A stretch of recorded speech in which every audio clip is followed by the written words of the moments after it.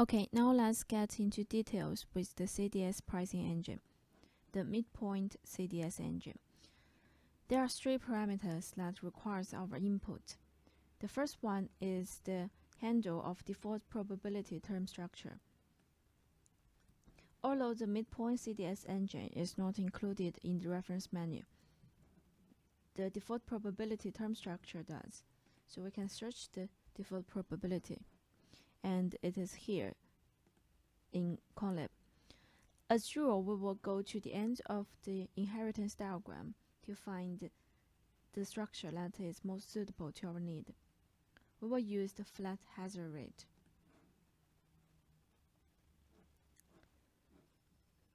So for flat hazard rate, we'll use the first constructor.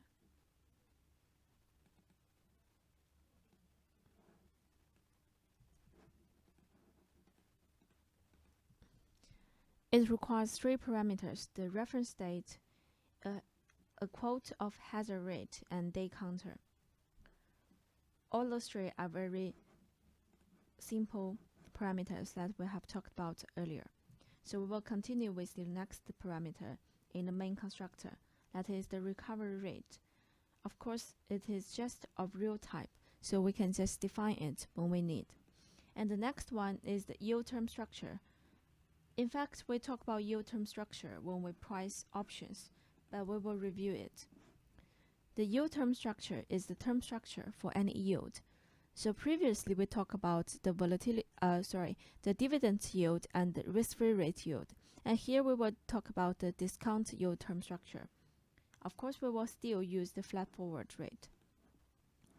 So the flat forward has several constructors, and we will be using the second one. You can also use the first one if you like. Now that we have everything ready, we can start the coding part. I have already built a new project named the CDS. You can build up this project yourself. Remember to set the include path and the library path.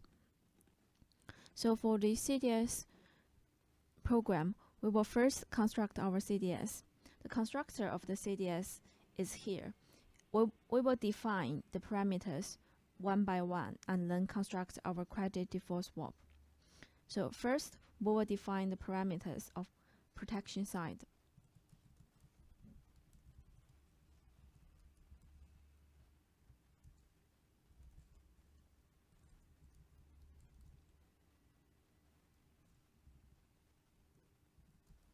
We will set it to seller.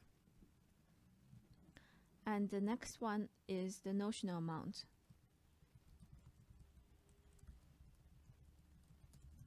We will set it to 1 million.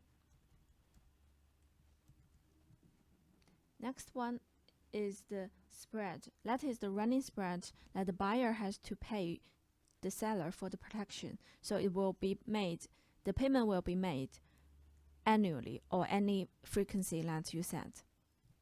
The spread we set will be 0.015. That is 1.5% or 150 bips. The schedule, we will leave it for later, and now we define the business day convention.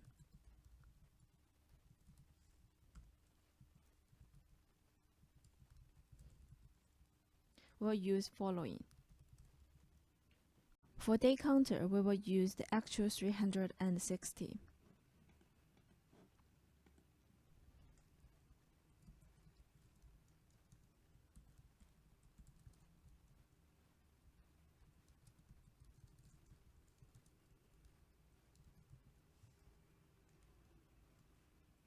Now the only thing left for the CDS construction is the schedule.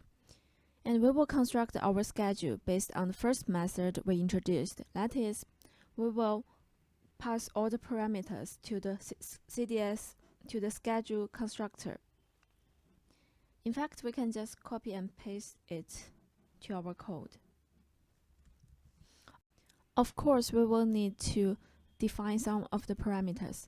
First, we will define date, that is today, to 20th March of 2012. And we will try a 2-year CDS here. So the tenure will be 2 years. And we will define our calendar to target calendar.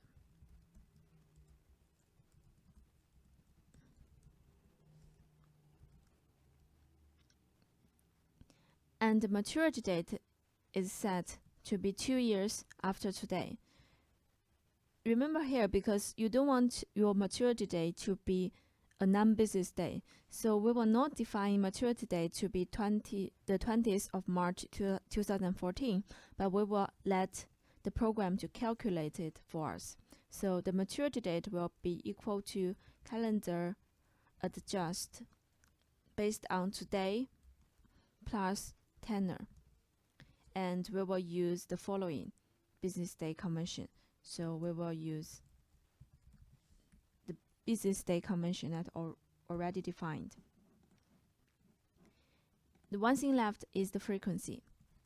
It is also a period type, and F will be semi-annual.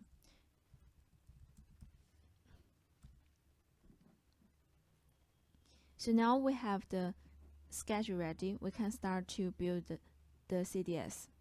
We just need to follow the right orders for the credit default swap. The first one is side, and then the notional amount, and the spread, and the schedule, business day convention, day counter, and that's it. The next step is to construct the pricing engine. Let's look at the pricing engine constructor. The first step is the default probability term structure. That is a flat hazard rate. So first we will define the hazard rate. We'll put all of our definitions in the beginning so that if we want to change anything, we can just go to the beginning. We'll make some notes here so that if you want to go back to it, it will be easier to read.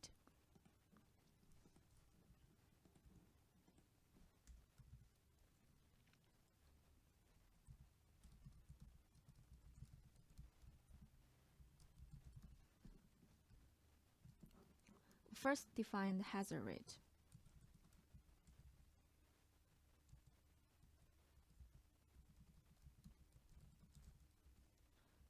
We will use 0.03, and we can construct the flat hazard rate. The flat forward hazard rate structure is nothing different from the things that we have learned in the previous videos.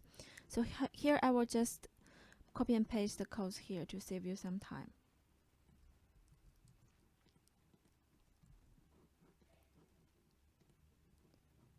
And the next thing in the pricing engine is a recovery rate. So we will define the recovery rate here.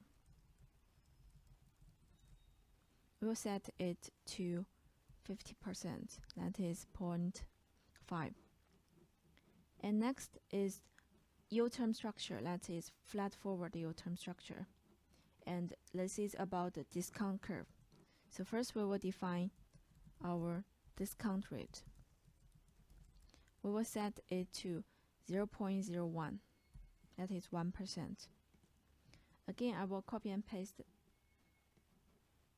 the discount curve here.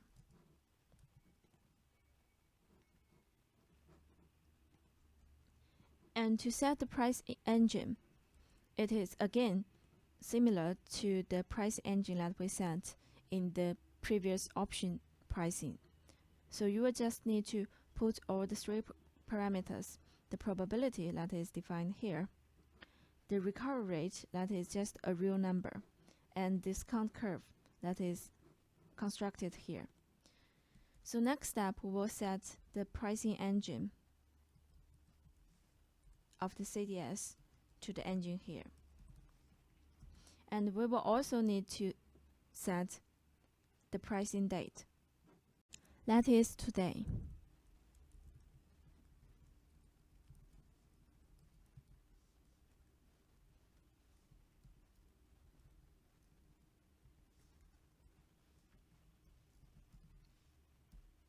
Okay, the next step is just to output all our calculations.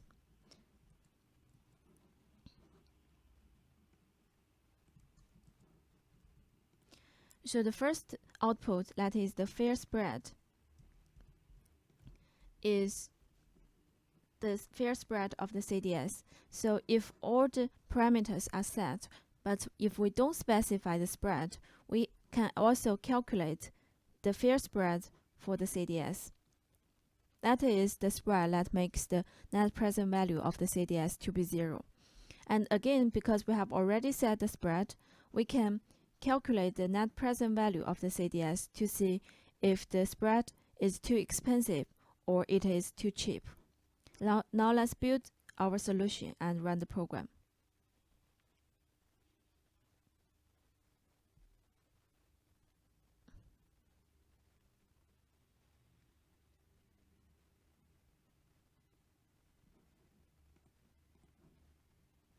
Okay, so the fare spread is quite close to our current spread, that is 150 basis points.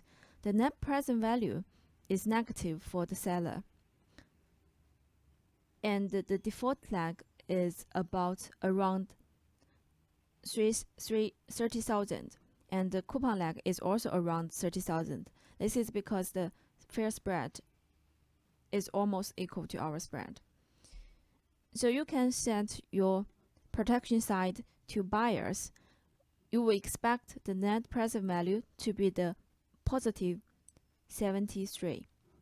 You can also set the frequency here to like quarterly or annually. The result will be different. You can try that yourself.